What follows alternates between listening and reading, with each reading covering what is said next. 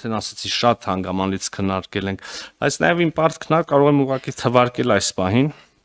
եւ խաղաղության գործընթացը Ադրբեջանի հետ սահմանազատում, տարածաշրջանային կապուղիների շուրջ քննարկումներ, խաղաղության խաչմերուկ նախագծի ներկայացում եւ առաջ մղում Թուրքիայի հետ երկխոսություն, 3 գումարած 3 ֆորմատի հանդիպում,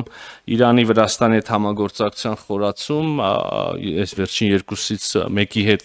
նույնիսկ հարաբերությունների ֆորմալ առումով նույն նոր մակարդակի ուրեմն ամրագրում, Վրաստանի հետ գիշեք ռազմավարական համագործակցություն հաստատեցինք։ Միացյալ Նահանգների եւ Ռուսաստանի Դաշնության հետ համապատասխան դինամիկայով գործընկերություն, Եվրոպական միության հետ կարևոր որոշումներ սկսած վիզաների ազատականացման շուրջ երկխոսության մեկնարկից, դիմականություն եւ աճ ծրագրի մեկնարկից, վերջացրած օրինակ եվրոպական խաղաղության գործիք մեխանիզմի ներքո Հայաստանին հատկացված աջակցությամբ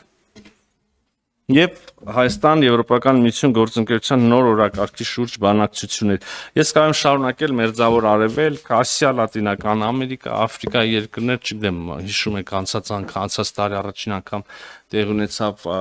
այդ Սաուդյան Արաբիա դիվանագիտական հարաբերությունների հաստատումից հետո առաջին անգամ նկատի ունեմ։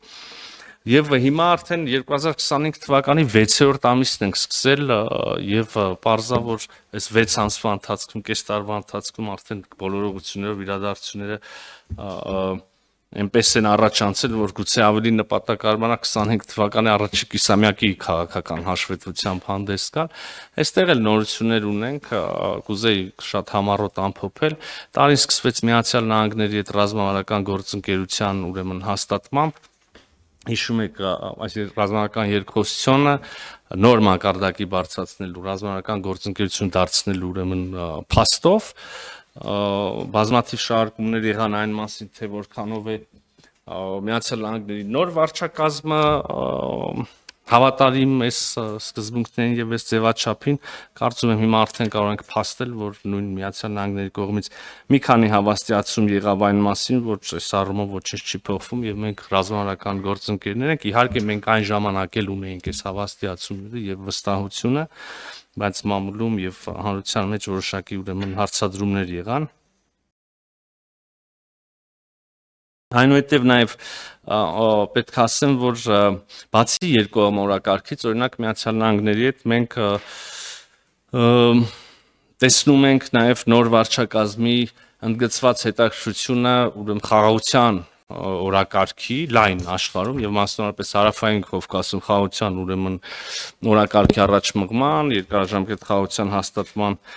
ուղղությամբ Եվ մենք եւ Միացյալ Նահանգների վարչակազմը եւ ինչպես նաեւ շատ այլ գործընկերներ աշխարհում համարում ենք, որ իրականում պատմական հնարավորություն կա Հարավային Կովկասում ունենալ այդ խաղաղությունը, կա հնարավորություններ իր բավականին լայն պատուհան